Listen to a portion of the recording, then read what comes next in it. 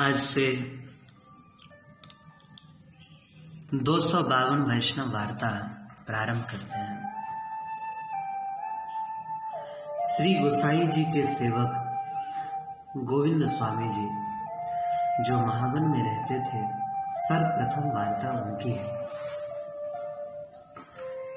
पहले श्री गोविंद दास जी महाराज आत्री गांव में रहते और वहां गोविंद स्वामी नाम से जाने जाते थे और भगवान की सेवा करते समय यही इनके मन में भाव रहता था, इस रीति से सेवा करते थे कि भगवान के चरणार विंद की प्राप्ति कैसे हो, हमेशा इस बात का चिंतन करते। इसी बात की तलाशी करते रहते। एक समय गोविंद दास जी आंतरी गांव से ब्रज में आए और महावन में आकर के रहने लगे। क्यों? क्योंकि यह ब्रजधाम है, यहां भगवान के चरणार विंद की प्राप्ति अवश्य हो जाएगी। इस भाव से ब्रज में रहने लगे। और श्री गोविंद दास जी कवि तो थे ही, तो अपने आप पद बनाते और गाते। जब ये गाते तो बहुत सारे लोग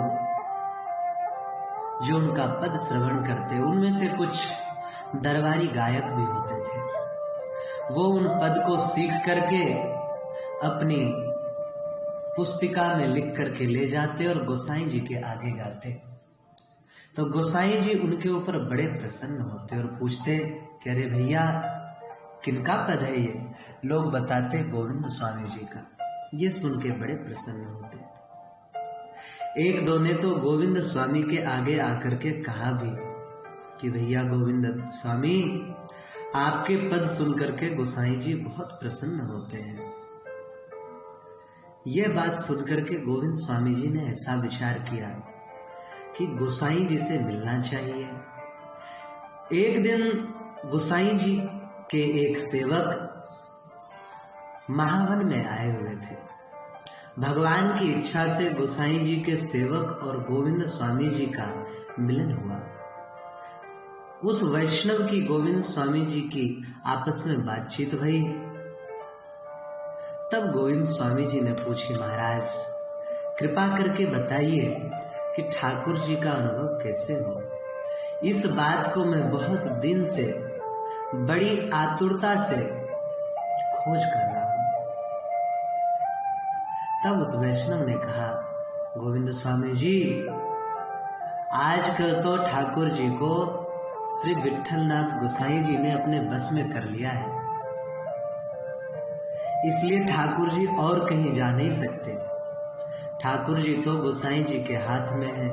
यह बात सुनकर के गोविंद स्वामी जी बड़े आतुर हो गए और उनसे कहा कि महाराज मुझे गोकुल ले चलिए, गोसाई जी के पास चलो।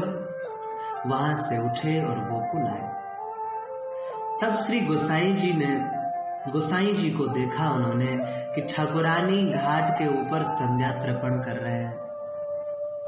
उस वैष्णव ने गोविंद स्वामी जी को बताया, देखो ये श्री गोसाई जी हैं, दर्शन करो। गोविंद स्वामी जी ने दर्शन करके मन में समझा, अरे मुझे तो लगा था कि ये परम भक्त होंगे, ये तो कर्म कांडी से लग रहे हैं, क्या कारण है? तब तक गोसाई जी गोविंद स्वामी जी को देख के बोले, आओ गोविंद स्वामी, बहुत दिन बाद देखे। तब गोविंद स्वामी जी ने कहा, प्रभु अभी अभी आया हूं। गोविंद स्वामी जी मन में विचार करने लग गए कि जी इन्होंने तो हमें कभी देखा नहीं, सो जान कैसे गए? इसमें भी कुछ कारण दिखता है। जब श्री गोसाई जी मंदिर में पधारे तो गोविंद स्वामी जी ने विनती करी कि हे महाप्रभु, कृपा करके मुझको शरण में ले लीजिए। तब श्री गोसाई जी ने कही, गोविंद स्वामी जाओ नहा। वो यमुना स्नान करके आए तो श्री नवनीत प्रिया जी के सन्निधि में इनका दीक्षा संस्कार पूर्ण किया। जैसे ही दीक्षा भई वैसे ही गोविंद स्वामी को साक्षात पूर्ण पुरुषोत्तम कोटि कंदर्प लावण्य के दर्शन भय और सभी लीलाओं का, ठाकुर जी की लीलाओं का अनुभव होने लग गया। गोसाई जी तो श्री नवनीत प्रिया जी की सेवा करके बाहर आए। तब गोविंद स्वामी जी ने चरणों में प्रणाम करके कहा, प्रभु आप तो कपट रूप दिखाते हो, साक्षात पूर्ण पुरुषोत्तम रूप होकर के भी वैदिक कर्मकांड करते हैं, तो महाराज हम जैसे को मोह होता है, ऐसा आप क्यों करते हैं? कृपा करके रहस्य का उद्घाटन करें। तब श्री गोसाई जी ने कहा कि गोविंद दास, जो भक्ति मार्ग है ना वो फूल का वृक्ष है, और जो कर्म मार्ग है वह कांटों की बार है। इसलिए कर्म मार्ग की बार के बिना भक्ति मार्ग का जो फूल है, जो फूल का वृक्ष है, उसकी रक्षा नहीं हो सकता। यह सुनकर के गोविंद स्वामी जी बहुत प्रसन्न हुए। श्री गोविंद स्वामी जी महावन के टेकड़ा पर रहते थे, नए कीर्तन करते और गाते। वहां पर श्री ठाकुर जी भी सुनने के लिए नित्य नियम से आते थे।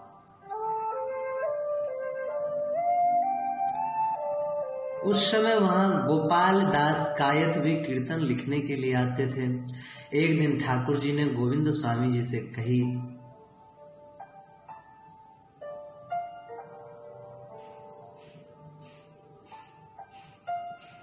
श्री गोविंद स्वामी जी ने ठाकुर जी से कही कि आप नित्य श्रम करके यहाँ आते हैं, आपको गान सुनने की बड़ी इच्छा दिखती है, क्या कुछ गान का अभ्यास है आपको? अगर कुछ अभ्यास है, ठाकुर जी बोले हाँ बिल्कुल है। तो बोले आप कुछ गाइए। महाराज ठाकुर जी गाने लग गए। श्री गोविंद दास जी महाराज तो भाव विभोर होकर के सुन रहे थे। तब तक श्री राधा दीदी भी पधारी और ताल स्वर बजा करके इतने सुंदर लय में आलाप लिया कि गोविंद स्वामी जी धन्य धन्य कहने लग गए और अपने भाग्य को सराहने लग गए। वहां पर मदन गोपाल दास गायक बैठे थे। बोले महाराज आप किससे बात कर रहे हैं, कोई आदमी तो दिख नहीं रहा। तो गोविंद स्वामी जी ने कहा किसी से नहीं, और बात छुपा गए। एक दिन श्री गोसाई जी ने पूछा कि गोविंद दास ठाकुर जी कैसे गाते हैं? तब गोविंद स्वामी जी ने कहा कि महाराज सच्ची बात यह है, ठाकुर जी तो बहुत अच्छा गाते हैं, परंतु ताल स्वर के साथ श्री स्वामिनी जी इतना सुंदर गाती है कि ठाकुर जी भी उनके सामने 19 हो जाते हैं। यह सुनकर के गोसाई जी मुस्कुरा करके चुप हो गए। श्री गोविंद दास जी महाराज उस समय गोकुल में रह रहे थे। तो जहां आंतरी गांव में रहते थे वहां इनके बहुत सारे शिष्य थे।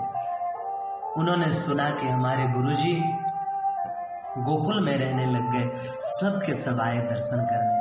पूछते पूछते उनके पास ही आ गए। गोविंद स्वामी जी की वैराग्यपूर्ण रहनी से स्वरूप इतना बदल गया था, वो पहचान नहीं पाए यही गोविंद स्वामी जी हैं। जाकर के उन्हीं से पूछा कि महाराज गोविंद स्वामी जी कहाँ रहते हैं? तब उन्होंने कहा रे भैया गोविंद स्वामी जी तो मर गए। तब तक उनमें से किसी ने पहचान लिया और दंडवत करके कहा महाराज आप क्यों हमारी हंसी उड़ा रहे हो, आप ही तो गोविंद स्वामी हैं। तब श्री गोविंद दास जी ने कहा भैया हमने स्वामी पना छोड़ दिया, अब तो हम गोविंद दास हो गए, इसलिए तुम लोग ऐसा समझो कि गोविंद स्वामी मर गए। बोले महाराज आप तो हमारे गुरु हैं, अब आप ही विनती कीजिए, आप ही बताइए कि हम किनके शरण में जाएं। तब श्री गोविंद स्वामी जी ने कहा कि चलो गोसाई जी के चरण में ले गए और गोसाई जी का सेवक इनको कराया और गोसाई जी की कृपा से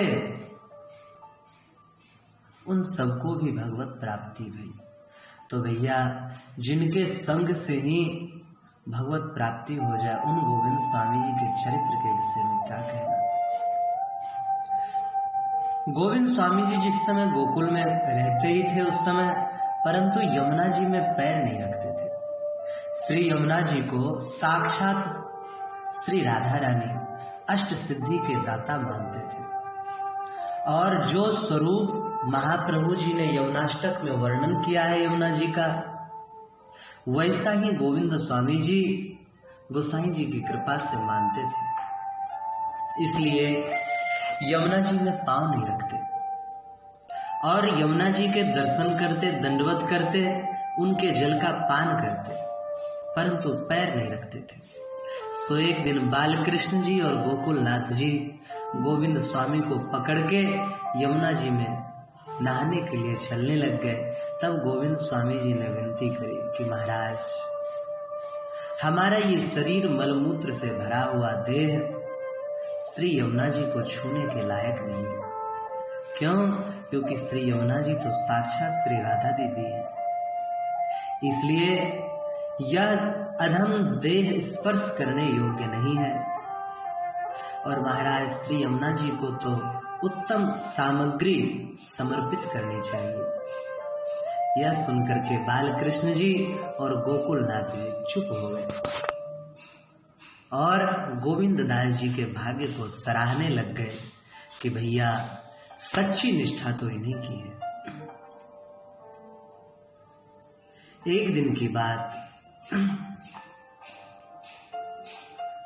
गो गोप कैरनुवनम नयतो रुदार वेणुस्वनये कलपदैस्तनुभृत् सुसख्यः अस्पंदनं गतिमता पुलकस्तरुणां निर्योग पाशकृत लक्षण योर विचित्रम। इस श्लोक की व्याख्या श्री गोसाई जी गोविंद स्वामी जी के सामने कर रहे थे। इतनी सुंदर व्याख्या भई कि कहते कहते आधी रात बीत गई। फिर गोसाई जी बोले, गोविंदास अब तुम जाओ, सो जाओ जाके। गोविंदास जी घर के लिए चले तो बालकृष्ण जी और गोकुलनाथ जी और रघुनाथ जी तीनों भाई वैष्णव के मंडल में उस समय विराजमान होकर कुछ बातचीत कर रहे थे। गोविंद स्वामी जी ने उनको देख करके दंडवत करी। तब गोकुलनाथ जी ने पूछा कि भैया गोविंद स्वामी, श्री गोसाई जी के यहाँ क्या प्रसंग चल रहा था? तब गोविंद स्वामी जी ने कहा, महाराज ये श्लोक जो सुबोधनी का है उसका प्रसंग चल रहा था। अच्छा, कैसा चला प्रसंग? बोले, महाराज अपना व्याख्यान आप ही करें तो इसमें क्या कहना। जिसके स्वरूप को वेद भी नहीं जान सकता उसका व्याख्यान वो खुद ही करें। श्री विठलनाथ गोसाई जी तो स्वयं भगवान है, स्वयं ठाकुर जी हैं, और महाराज वो खुद है अपने स्वरूप को व्याख्या करें तभी तो व्याख्या हो सकता है, और वैसी व्याख्या कौन कर सकता है। तब श्री गोकुलनाथ जी ने दोनों भाई से कही कि भैया देखो, गोविंद स्वामी जी ने गोसाई जी का स्वरूप कैसा जाना, इनके ऊपर सबसे बड़ी कृपा है विठलनाथ गोस्वामी जी महाराज की, तो इनके भाग्य का वर्णन क्या कर सकते हैं। ये कह के श्री गोकुलनाथ जी बोले, जाओ भैया सो जाओ। श्री गोविंद स्वामी जी महाराज और श्रीनाथ जी की बड़ी मित्रता थी। श्रीनाथ जी के साथ वो खेलते। एक दिन अप्सरा कुंड में खेल करके गोवर्धन पर्वत के ऊपर होकर के श्री गोवर्धन नाथ जी के संग गोविंदास जी आ रहे थे। बस महाराज वहीं से राजभोग की आरती भई ऐसी आवाज सुनी। तब गोविंद स्वामी जी ने जाकर के गोसाई जी से कहा कि महाराज श्रीनाथ जी तो अभी पहुंचे भी नहीं, वो हमारे साथ ही आ रहे थे, तो राजभोग किसने आरोगा। गोविंद स्वामी जी ने जब ये बात विनती करी तब गोसाई जी ने तुरंत दूसरा राजभोग सिद्ध करा करके और तुरंत दोबारा भोग लगाया। गोपाल दास भितरिया ने गोसाई जी से एक दिन विनती करी कि महाराज, एक दिन पूछरी की औरत बोल रही थी कि गोविंद दास और श्रीनाथ जी दोनों खेलते हुए आते देखे। तब गोसाई जी ने कहा कि देखो, ये जो कुंभन दास है, गोविंद स्वामी है, गोपीनाथ दास है, ये तीनों श्रीनाथ जी के एकांतिक सखा हैं, तो इनका अधिकार इनको महाप्रभु जी ने ही दिया है। ये बात सुनकर के गोपाल दास जी बड़े प्रसन्न भय और अपने मन में कहने लग गए कि भैया हम भीतरिया भय तो क्या हुआ, गोविंद स्वामी जी से ज्यादा बड़े कृपा पात्र हम नहीं हैं। एक दिन गोविंद स्वामी जी उत्थापन के समय श्रीनाथ जी के दर्शन के लिए गए। उन्होंने देखा कि श्रीनाथ जी के पाग का पगड़ी का पेच खुला हुआ है, तो गोविंद स्वामी जी ने कहा कि भैया गोपाल पाग का पेच क्यों खोल रखा है? तो श्रीनाथ जी ने कहा कि अरे भैया कहा बतावे, तू आके संवार दे, मैं संवार ना पा रहा हूं, मैं नहीं संवार पा रहा हूं। तब गोविंद स्वामी जी ने भीतर जाकर के पाग के पेंच संवार दिए, भीतरिया ने देख लिया और श्री गोसाई जी से जाकर के क्रोध में कहा कि महाराज गोविंद स्वामी ने तो अपरस कर दिया, ठाकुर जी को छू लिया, आप दंडित करें उसे। गोसाई जी ने कहा कि अरे भैया गोविंद स्वामी जी तो श्रीनाथ जी के साथ नित्य ही खेलते हैं, तो उनके साथ छुआ कैसे सकते हैं? श्री गोविंद स्वामी जी ऐसे अद्भुत कृपा पात्र थे। एक दिन गोसाई जी श्रीनाथ जी को श्रृंगार कर रहे थे और गोविंद स्वामी जी जगमोहन में बैठ करके कीर्तन कर रहे थे। श्रीनाथ जी ने तुरंत कंकरी उठाई और गोसाई जी से आंख बचा करके धीरे धीरे करके 8 कंकरी गोविंद स्वामी को मारी। तो गोविंद स्वामी जी ने भी एक कंकरी उठाई, उसमें से उस श्रीनाथ जी को दे मारा। अब श्रीनाथ जी को जैसे ही लगा वो तो चमक उठे। गोसाई जी ने कहा क्या बात है महाराज? तो बोले महाराज क्या बताएं, अभी गोविंद स्वामी ने मुझे कंकर मारा है। तब गोसाई जी ने गोविंद स्वामी जी से कही, क्यों रे, ठाकुर जी को हमारे सामने ही कंकर मारता है, तुझमें बुद्धि नहीं है क्या? गोविंद स्वामी जी महाराज तो भाव में भरे हुए थे, तुरंत उठ के कहा वाह महाराज, अपनो पूत सपूत और दूसरे को मूली गाजर। अरे इसने जो 8 बार मुझे कंकर मारा तब तो आप कुछ नहीं बोले, और अब मैंने केवल 1 मारा तो आप मुझे डांटने लग गए। यह सुनकर के श्री गोविंद गोसाई जी चुप हो गए, क्योंकि श्री गोविंद दास जी महाराज तो ऐसे भाव सिद्ध सखा हैं। मुस्कुराने लग गए। एक दिन गोविंद दास जी की बेटी उनके गांव से आई, तो गोविंद दास जी महाराज ने कोई भी दिन उनसे बात नहीं करी। फिर एक दिन कान्हा बाई ने कहा कि महाराज बेटी इतने दिन से है, कम से कम एक दिन तो बोल ले। तब इन्होंने कहा कान्हा बाई मन तो एक है, या तो इधर लगाओ या उधर लगाओ, या तो भगवान में लगा लो या संसार में लगा लो। कुछ दिन के बाद बेटी जब जाने लग गई तो गोसाई जी के परिवार की बहु बेटियों ने उनको बहुत सारे वस्त्र, सारी चोली आदि दी। तब गोविंद स्वामी जी के मन में दया आ गई। इन्होंने सोचा कि गुरु घर के अन्न को अगर ये ले जाएगी, प्रसाद ले जाएगी, धन ले जाएगी, तो इसका बुरा हो जाएगा। एक भी दिन जो गोविंद स्वामी जी नहीं बोले थे, उस दिन बोले कि बेटी अगर तू गुरु जी का धन ले जाएगी, भगवत द्रव्य ले जाएगी, तो तुम्हारा बुरा होगा। तब बेटी ने प्रणाम करके कहा कि पिताजी हमें इस बात की समझ तो थी नहीं, अब आपने बड़ी कृपा करके हमें बता दिया। तब वे सब कपड़ा वगैरह रख करके बेटी अपने देश को चली गई। तो श्री गोविंद स्वामी जी अपने गुरु के अंश से ऐसे डरते थे। फागुन के समय शयन भोग करा के गोसाई जी पान की बीड़ी लेकर के और गा रहे थे।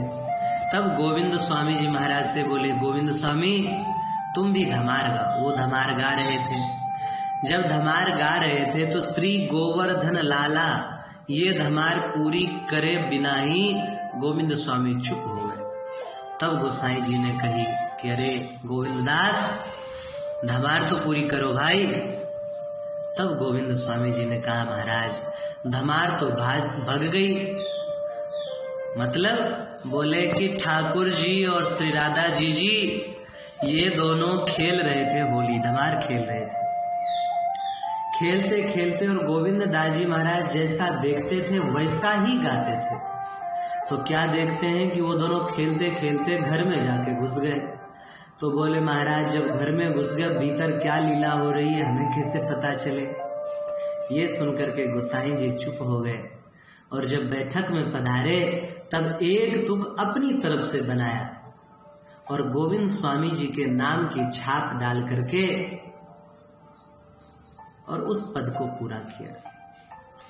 तो गोविंद स्वामी जी की धमार उसी दिन से लोक में जो है सारे 12 की कही जाने लग गई। तो श्री गोविंद स्वामी जी ऐसे कृपा पात्र थे, जो लीला के दर्शन करते उसी का गान करते।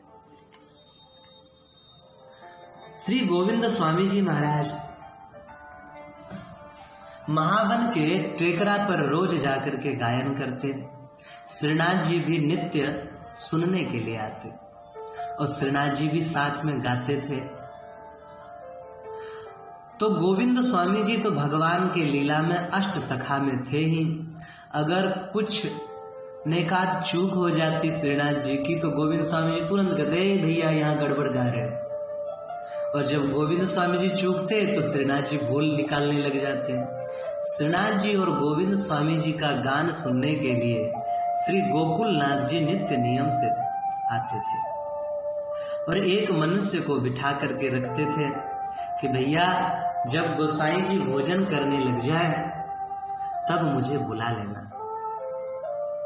वो नित्य नियम से बुलाता था। एक दिन उसके मन में आया कि अगर गोकुलनाथ जी नित्य गोसाई जी से पहले पधारते हैं, क्योंकि मैं बुलाने चला जाता हूं, अगर एक दिन मैं नहीं बुलाऊंगा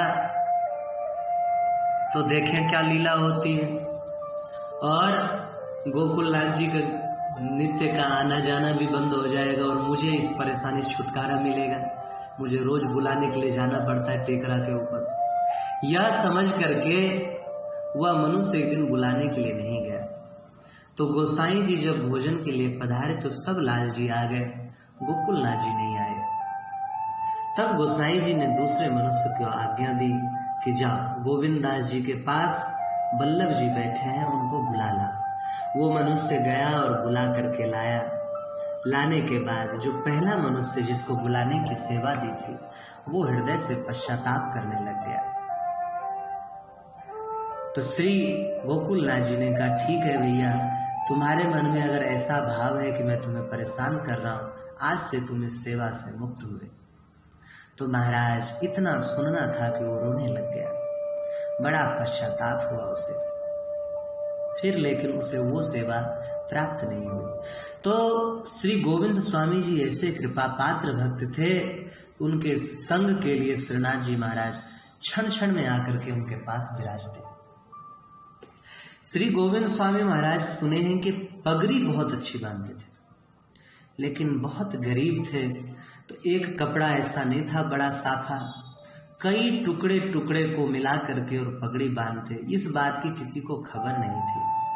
एक दिन एक ब्रजवासी ने देखा और कहा, गोविंद बाबा तेरी पगड़ी बड़ी अच्छी है भैया, और उतार लिया और अपने सिर पे रख लिया। गोविंद स्वामी जी ने हंस करके कहा कि अरे सारे, ये जो टुकड़ा है इसको संभाल के रखना, मैं कल तेरे घर आके ले जाऊंगा।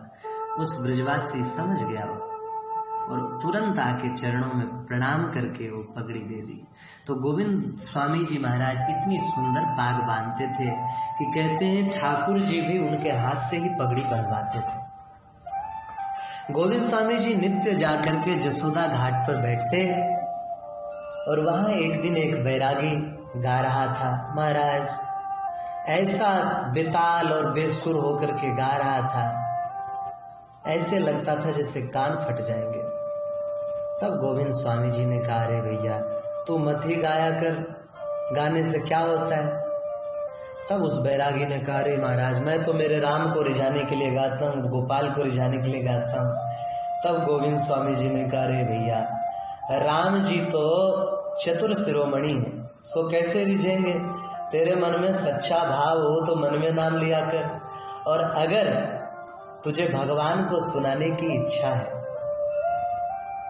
तो फिर अच्छा सीख करके उनको सुना। बता, तेरे बेसुरे गान को सुन करके मैं मनुष्य ही प्रसन्न नहीं हो रहा हूं, तो फिर भगवान क्या खाक प्रसन्न होंगे? आजकल एक परंपरा सी चल पड़ी है कि हर बात में कह देते हैं कि हम भाव से करते हैं। जिनके अंदर भाव होता है ना, वो ठाकुर जी को अच्छी से अच्छी चीज समर्पित करने का प्रयास करते हैं। ये नहीं कि आलस के कारण जानबूझ के खराब चीज बनाए और प्रभु जो भी है सब तेरा, कि बुरा मुंह बना करके गाया, बुरी आवाज से गधे की तरह डकराने लग गए और बोले भैया हम में तो भाव है, और 8-10 लोग उसके भी पक्ष में हो जाते हैं, भैया वो तो भाव से गाता है, तू उसकी बुराई क्यों कर रहा है? गलत है।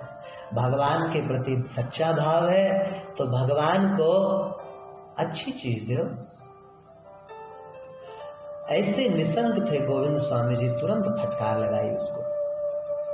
एक दिन श्रीनाथ जी साम ढाक के ऊपर चढ़ करके खेल रहे थे, मुरली बजा रहे थे, और गोविंद दास जी महाराज दूर टेकरा पर बैठ के देख रहे थे। उसी समय गोसाई जी नहा करके उत्थापन करने के लिए गिरिराज जी के ऊपर आए तो श्रीनाथ जी महाराज ने श्याम ढाक पर से देखा और उतावली में कूद गए। कूदने से उनका बागा फट गया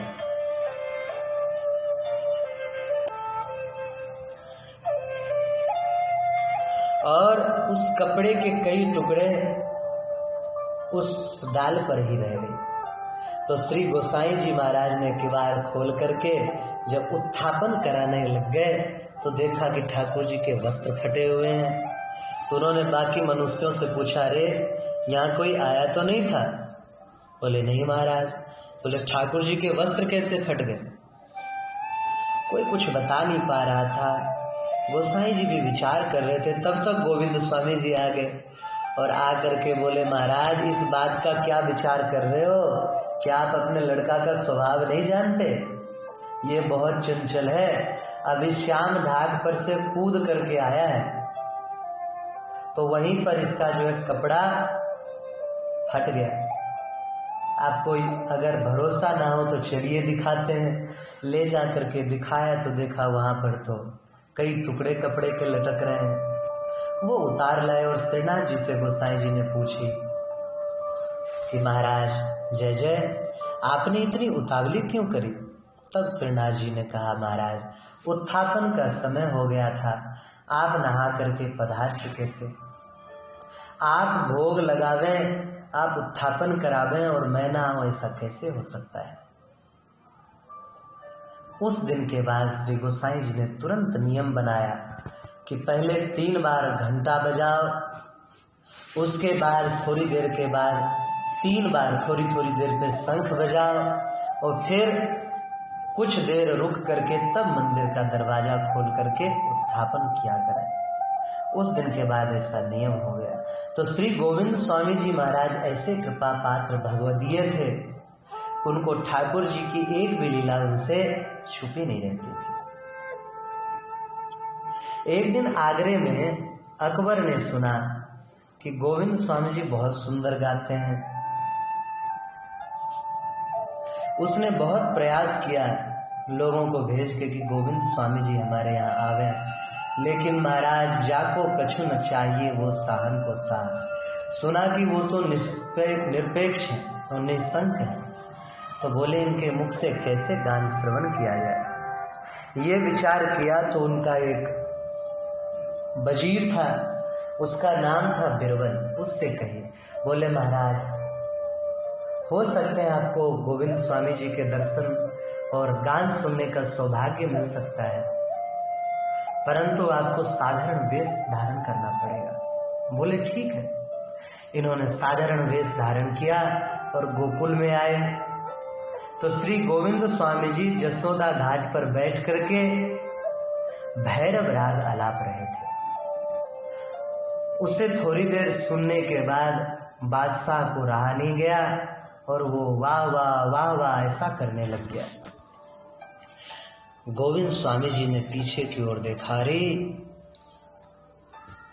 ये राग तो छू गया। तब तक उसने प्रणाम किया, बोले महाराज मैं अकबर हूँ, मैं बादशाह हूँ, मेरे सुनने से राग कैसे छू गया? बोले भाई तू बादशाह है तो अपनी बादशाही कर, परंतु ये राग तो तुम्हारे सुनने से छू गया, अशुद्ध हो गया, क्योंकि तुम अधर्मी हो। तो बादशाह ने विचार किया कि बात भी सही है, इनके ऊपर क्या चल सकता है हमारा, मैं तो एक देश का राजा हूँ, ये तो त्रिलोकी को वैभव देने वाले भगवान के राजा, भगवान इनके राजा है। ये सोच करके श्री गोविंद दास जी महाराज उससे बोले कि जा तो दोबारा मत आना। अकबर चला गया।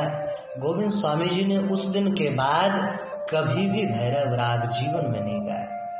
तो गोविंद स्वामी जी ऐसे भगवदीय भक्त थे कि केवल भगवान को रिझाने के लिए ही गाते थे। एक दिन गोविंद स्वामी जी के साथ श्रीनाथ जी वन में खेल रहे थे, तो गोविंद दास जी को घोड़ा बनाते, कभी कभी हाथी बनाते, ऐसे ही नित्य क्रीड़ा करते थे। एक दिन श्रीनाथ जी ने गोविंद स्वामी जी को घोड़ा बनाया और अपने ऊपर सवार खुद ऊपर जा बैठे उनके। गोविंद स्वामी जी ने घोड़े की लीला करते हुए इधर से उधर फुदकने लग गए और खड़े खड़े ही लघु शंका कर दी। ये बात एक वैष्णव ने देख लिया और गोसाई जी से जाकर के कहा। तब गोसाई जी ने खुद ही कहा उस वैष्णव से कि देखो तुम इन चक्कर में मत पड़ो, इन बातों में मत पड़ो। क्यों महाराज, ऐसी क्या बात है? बोले कि गोविंद स्वामी जी और ठाकुर जी आपस में सखा है, वे हाथी घोड़ा कभी कुछ लीला करते हैं। अगर हाथी घोड़ा बने और हाथी घोड़ा का स्वांग पूरा ना करें तो कैसे बात बने, इसलिए तुम इन बातों में मत पड़ा करो। यह सुनकर के वैष्णव चुप हो गए। सो गोविंद स्वामी जी ऐसे कृपा पात्र थे। एक दिन गोविंद दास जी श्री गोसाई जी के साथ मथुरा जी केशव जी के दर्शन करने गए। बड़ी गर्मी थी, तो देखा कि ठाकुर जी को बड़ा मोटा जरी का कपड़ा और ओढ़नी आदि पहनाया हुआ है। तो गोविंद स्वामी जी ने केशव जी से पूछा कि भैया ठीक ठाक तो हो? यह सुनकर के केशव राय जी मुस्कुराने लग गए। बोले क्यों, बीमार तो नहीं हो गए? इस गर्मी में इतने मोटे मोटे कपड़े पहन रखे हैं। श्री गोसाई जी ने ऐसा सुन करके कहा, गोविंदास ऐसा नहीं बोलना चाहिए। गोविंदास जी ने कहा महाराज अब मैं क्या बताऊं, ये जो इन्होंने कपड़ा पहन रखा इतने मोटे मोटे हैं, अब इनसे कैसे ना पूछा जाए, भयंकर गर्मी में इतने मोटे मोटे कपड़े पहने हैं। ये सुनकर के गोसाई जी भी मुस्कुराने लग गए। एक दिन श्रीनाथ जी के राजभोग के समय वो आए और आकर के गोविंद स्वामी जी ने कहा, अरे भैया भितरिया, भगवान को बाद में भोग लगाना, पहले मुझे खिला। यह सुनकर के भितरिया को बड़ा क्रोध आया। उसने तो भोग का थाल ही पटक दिया और गोसाई जी को पुकार करने लग गया। श्री गोसाई जी आए, बोले क्या बात है? बोले महाराज ये बड़ा मूर्ख है, बताओ कह रहा है ठाकुर जी को भोग लगने से पहले मुझे खिलाओ। गोसाई जी ने गोविंद दास से पूछा कि क्या बात है, पहले क्यों खाना चाहते हो तुम? बोले महाराज क्या बतावे। बोले ठाकुर जी यहाँ से खेलने के लिए रोज जाते हैं और मुझे साथ में ले जाते हैं। अब ठाकुर जी पहले पाले और हम पीछे पाए तो ठाकुर जी तो चले जाते हैं, फिर मुझे वन में जाकर के उनको ढूंढना पड़ता है बहुत ज्यादा, इसलिए महाराज मैं पहले ही पाना चाहता हूँ।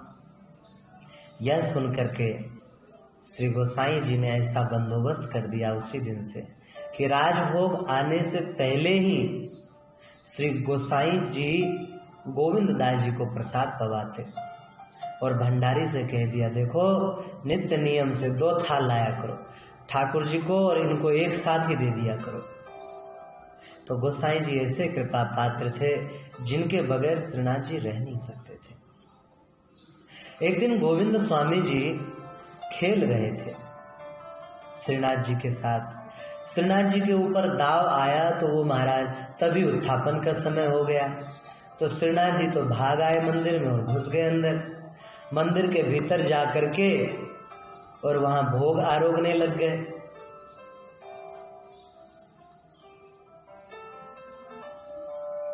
गोविंद स्वामी जी दौड़ते दौड़ते आए और श्रीनाथ जी को कहा, रे भैया चल मेरा दाव दे। वो तो कुछ बोले ही नहीं, मुस्कुरा गए। तब इन्होंने क्या किया, गिल्ली जो होती है वो मारी इन्होंने।